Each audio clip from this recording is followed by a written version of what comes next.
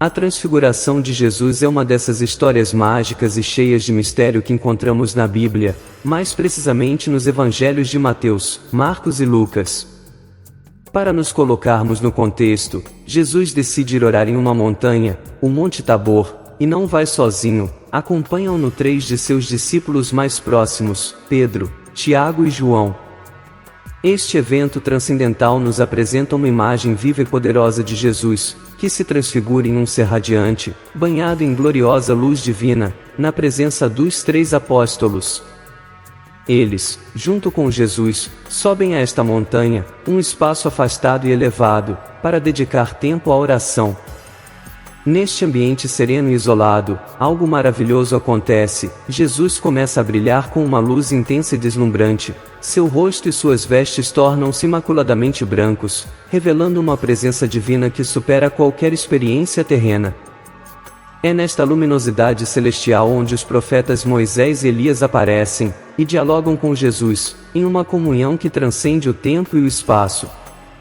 Mateus, em seu capítulo 16 versículo 28, nos traz palavras intrigantes de Jesus, que diz aos seus discípulos que alguns deles não experimentariam a morte antes de ver o Filho do Homem em seu reino.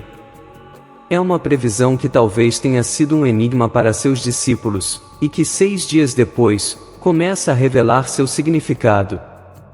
No capítulo 17 de Mateus, Jesus, levando consigo Pedro, Tiago e João, se retira em um monte alto e se transfigura diante deles, seu rosto brilhando como o sol e suas vestes tornando-se brancas como a luz.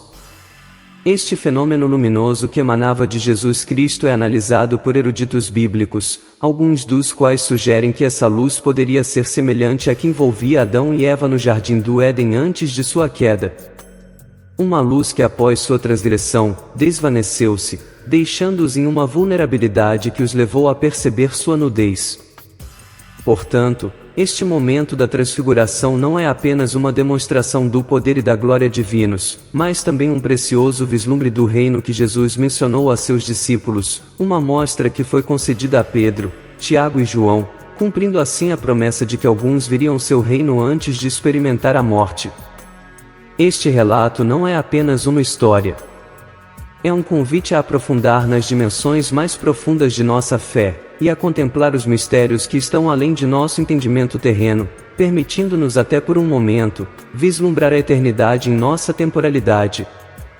Quando falamos de Adão e Eva, muitos acreditam que eles estavam envoltos em um tipo de luz semelhante à que Jesus Cristo mostrou durante sua transfiguração. Isso sugere que antes de sua queda no jardim do Éden, ambos tinham um brilho especial, que posteriormente perderam. Para aqueles de nós que acolhemos Jesus em nossos corações, há uma esperança comovente. Anelamos o dia em que nossos corpos, que atualmente podem estar limitados por fraquezas ou doenças, se transformem e sejam como o de Jesus Cristo. E há algo ainda mais emocionante, até as pessoas que estiverem vivas no momento da segunda vinda de Jesus experimentarão esta transfiguração. Durante a transfiguração de Jesus Cristo, ocorreu um momento surpreendente. Moisés e Elias apareceram e falaram com ele.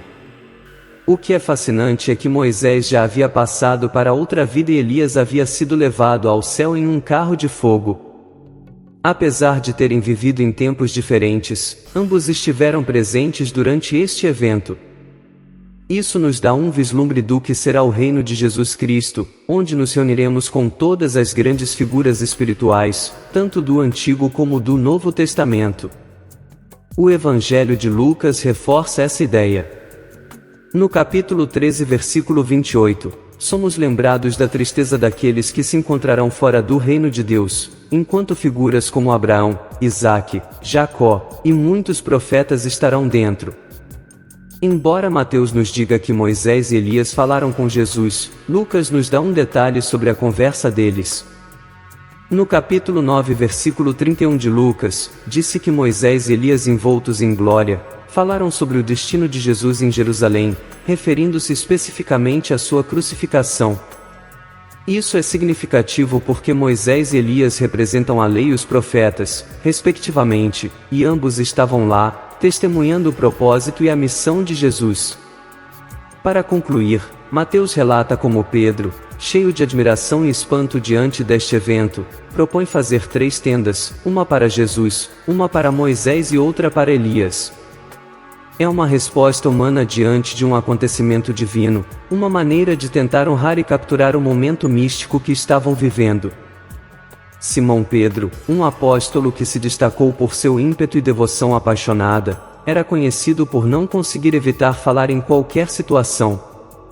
Sua tendência era falar antes de pensar, e frequentemente acabava expressando algo incorreto. Essa característica se manteve até um momento crucial, o dia de Pentecostes, quando foi cheio do Espírito Santo. A partir desse instante, Pedro transformou-se em um homem notavelmente diferente. Quando Pedro sugeriu construir as tendas para Jesus, Moisés e Elias durante a transfiguração, cometeu um erro. Sua proposta refletia a intenção de colocar Jesus no mesmo nível dos 2 profetas, o que não era adequado. Lucas esclarece que Pedro realmente não compreendia o que estava dizendo naquele momento.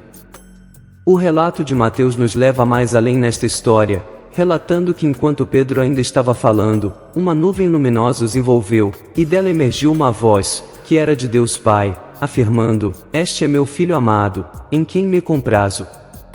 Esta declaração não é apenas um testemunho divino sobre Jesus, mas também coloca Jesus em uma posição única, sendo a máxima autoridade em assuntos de revelação. Deus nunca havia expressado essas palavras sobre ninguém mais, pois Jesus é o único que sempre lhe agradou plenamente. Ao ouvir a voz de Deus, os discípulos se prostram temerosos. Jesus, em sua infinita bondade e proximidade, aproxima-se, toca neles e pede que se levantem, que não tenham medo. Ao levantar os olhos, já não veem mais ninguém além de Jesus, indicando que a visão celestial havia concluído.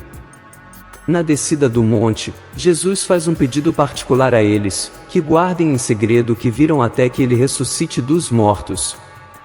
Aqui nos fica uma pergunta: por que esperar até a ressurreição para compartilhá-lo e por que era importante compartilhá-lo naquele momento específico? É provável que Jesus quisesse evitar mal-entendidos sobre sua missão e natureza até que sua ressurreição esclarecesse plenamente sua identidade e propósito divinos. O texto explora a natureza divina de Jesus, seu propósito e como a transfiguração se vincula às profecias do Antigo Testamento, principalmente em relação a Elias. Jesus, descrito como o Cordeiro Perfeito de Deus, seria provado durante 3 anos e eventualmente se dirigiria para seu destino na cruz, para redimir os pecados da humanidade. No entanto, a transfiguração é um episódio que os discípulos deveriam guardar em segredo até depois de sua ressurreição e ascensão. Posteriormente, como indica em 2 Pedro 1, 16 ao 18, Pedro testifica desta transfiguração, reiterando sua realidade e o poder e glória que se manifestaram em Jesus. Surge uma ligação com a profecia de Malaquias 4, 5 em relação à vinda de Elias.